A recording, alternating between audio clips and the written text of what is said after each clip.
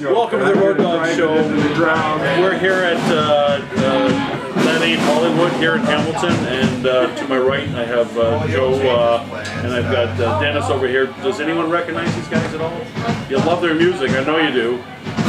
So we've got legendary, of course, Oyster and Alice Cooper here, the bands that, you know, I guess shock rocked and glitterfied and introduced us to metal over the years. And you're welcome to say hi to anyone if you want. You know, hi, give a finger. You know, hi everybody. You know, I don't talk. Sorry, no comment. Nice to be here. There you go. Yeah. So the history shows that you guys first met around 72 when Oyster called and hooked up with Alice Cooper a little bit. You guys were like, hi, how are you? Kind of cool. And ever since then, we stayed in touch over the years. Yeah. We had just done a tour with the Birds, which was a disaster because it wasn't our crowd. And then we went to see Alice Cooper, and they said, wow, if we could only get on tour with them. And a couple months later, our manager got us on a tour with Alice Cooper. Wow. It was just lucky thing, because it really sort of changed the whole outlook of the band. But we played at a festival in North Carolina, an outdoor festival during the day. And, Chapel Hill. And the Alice Cooper group were headlining, and we needed a new opening act. And Alice and I were walking around out in the crowd when they went on, and I said, that's who we should get. And it's been sort of like history after then. You guys, how long did you guys tour together? Like on and off over the years, many times, or just for within that 5 years? And well, we did two. We did guest spots on two tours: the Killer Tour and the $1 Billion Babies Tour. Right. Not much after that. I don't know who was the opening act. 48. In those later days. Flo and Eddie, Flo and Eddie. ZZ Top's first national tour was over and we also had Dr. John for a while.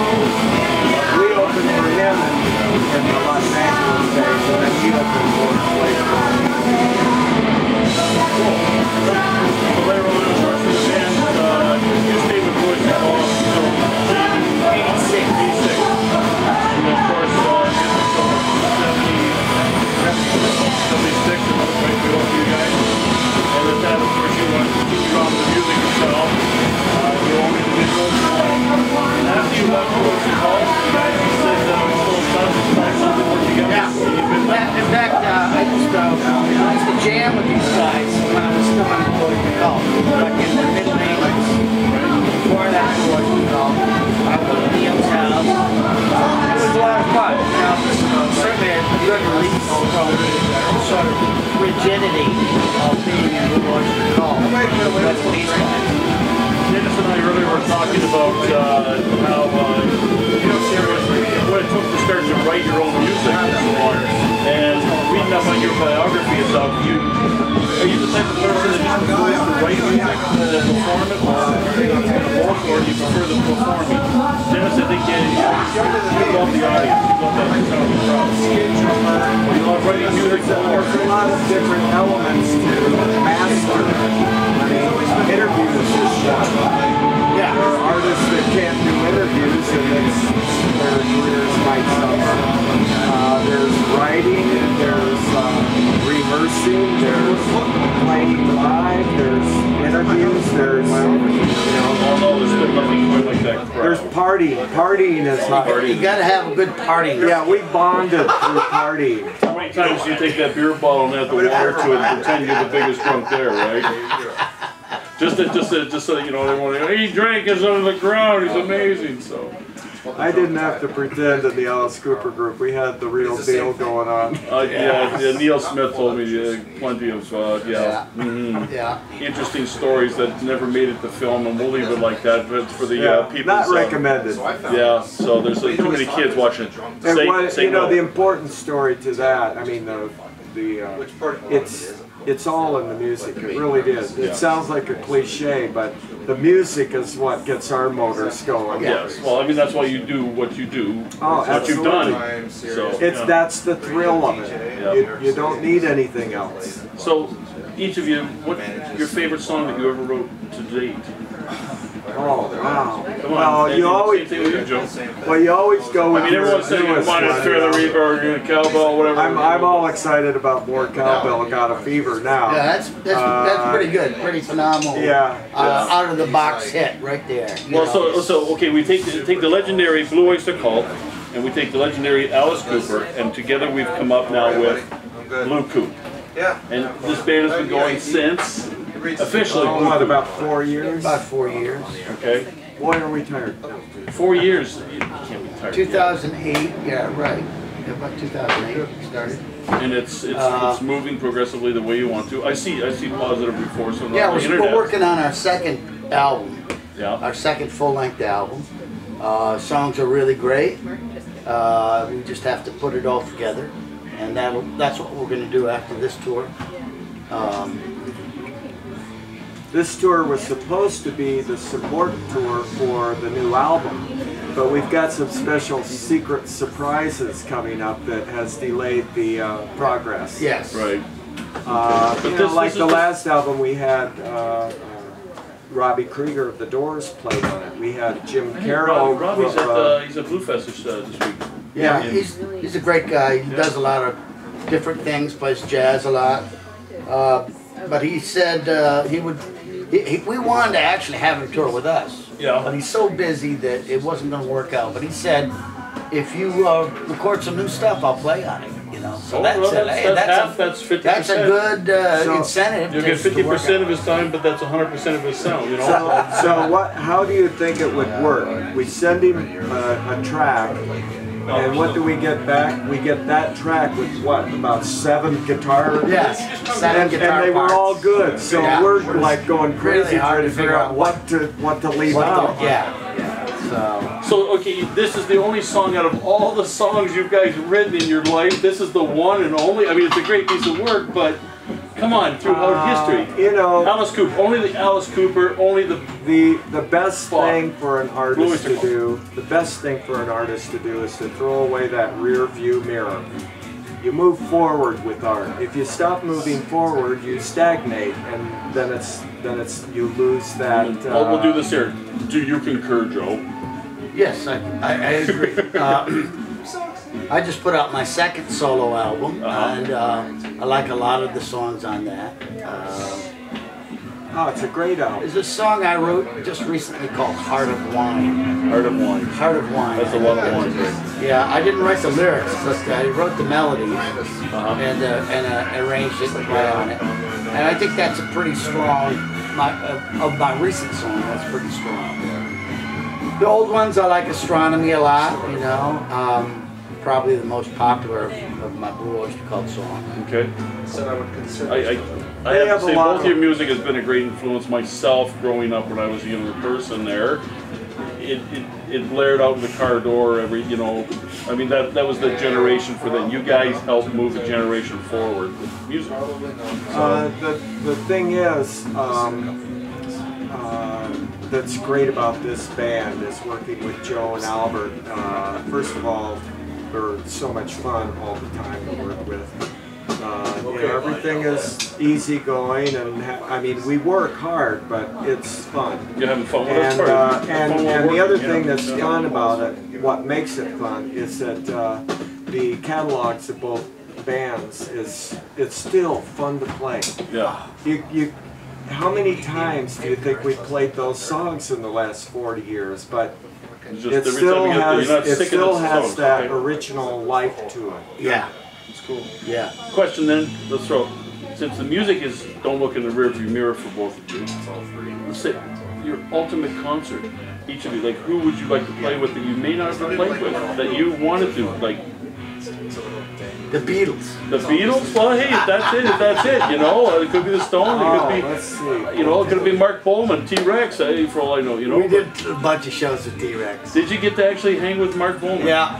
What was he like? I love his music. What was that? You know, well, when he opened for us in California, he did not want to know us. He was. It's a British He thing, was maybe, yeah? not going to talk to us. Okay. But as soon as we moved, we went up to Vancouver, and and he was the headliner in Vancouver. He was the nicest guy. Oh, okay. Oh, good to see you guys again. Yeah. But it was a thing where he couldn't stand having to open for. In fact, he came to our show in Long Beach, California. We had this huge Blue Oyster Cult symbol that was projected on the side of it was like the bat signal. And it was the Blue Oyster Cult signal. He drove to the hall. He saw the bat signal, or the Blue Oyster Cult signal, on the wall of the arena, and turned right around and wouldn't play. You're kidding. That was it. So you had no opener? No, we just played. So the Alice Cooper group that finishing up the $1 Billion Babies album, which we recorded most of it in Greenwich, Connecticut, and then we had to come up with a couple more songs. So we recorded a couple of songs in Morgan Studios outside of London, which we did $1 Billion Babies, which Donovan sang on. And Keith Moon was there, and Harry Nielsen, and Rick Gretsch, Flo and Eddie, and more, and Mark Bolan came in. Now we gave up trying to get anything done because Harry Nielsen and Keith Moon were just pretty drunk. They were hammered. They were having fun. You know, Harry Nielsen would fall across the mixing board when we had all the dials set. And we kept kicking him out, but he kept going back. But anyway, everybody was having so much fun, we said, okay, let's bail on trying to get anything done. And a super jam started. Now, you know, you would imagine this would be some kind of a high level of playing, but Keith Moon, first of all, could barely stay on the stool, let alone play very Plenty well. of film for you. Harry Nielsen could hardly walk, but he could sit down and play this beautiful thing. But anyway, it wasn't quite, you know, cooking until Mark Bolan plugged in. And he started playing that Chunka Chunka, and he did Bang a Gong. You know, Flo and Eddie were there, and they sang the background on that song. There it is. So that's my Mark Bolan story, and he was very, very nice. So that still didn't answer the question. What's your ultimate concert, guys? I mean, that's a great story. Other than tonight, let's see. I love the Hollywood Bowl. We both played Madison Square Garden. You can't beat that.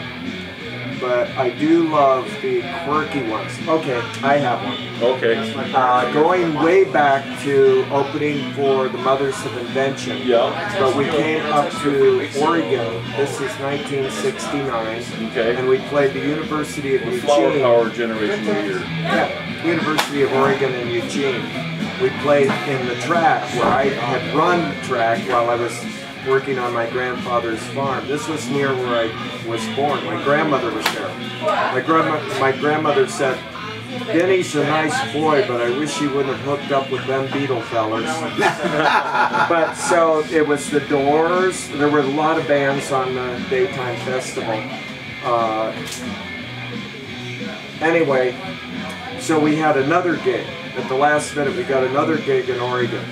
Little tiny place. And we get there, and the guy says, "We've got 15 minutes to play." We're like, "Oh, what are we going to do? How are we going to only do 15 minutes?" So what did we do? We did like a song, and then we did Black Juju with the feathers and everything, and we left. We left. It was like just this explosion that they didn't expect, and we were gone with the money before the guy even got the cleanup crew in there. I love that one. Talk about full impact. Oh my goodness.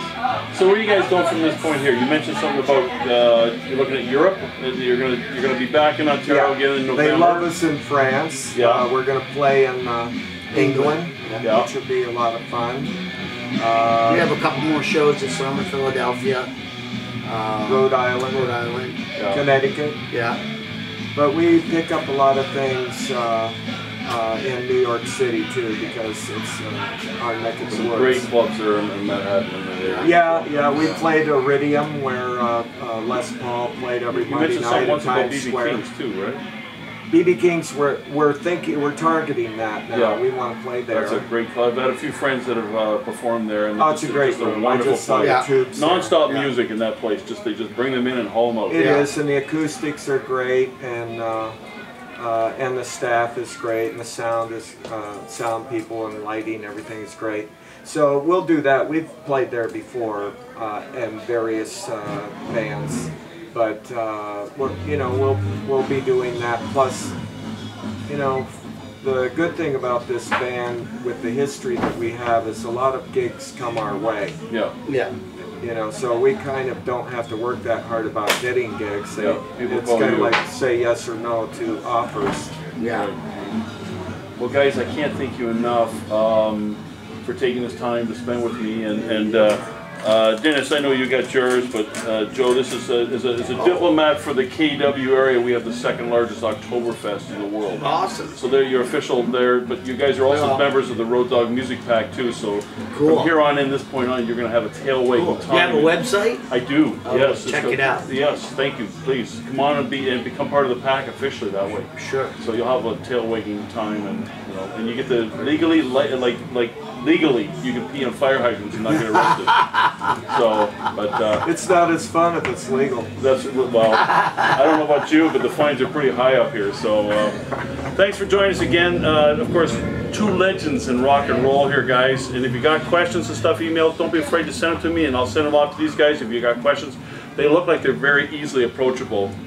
History and rock and roll. So stay tuned. And just right following this segment here, we'll have two great songs for these guys performing here in Hamilton. And if you get a chance, from what I understand, they're going to come up to November. In November, they're coming back up this way. Catch their act. If you love the Oyster called Alice Cooper, and of course, Coupe put them together, and they've got their own great sound itself. So thanks for joining us here at the Road Dog Music Group.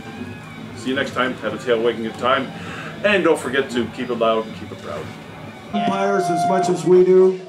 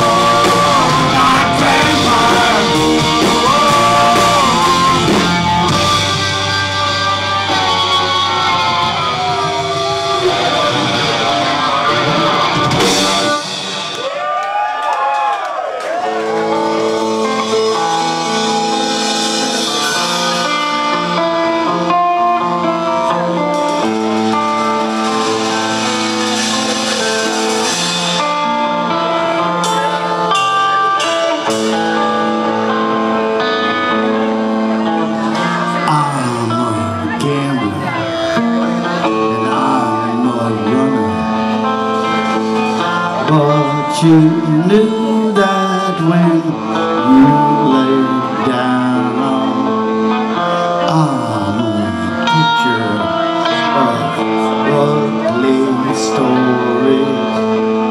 I'm a killer, I'm a clown. Step into the blossom, step into your life. You're a darling, just $120 with me. I wear lace, I wear black leather.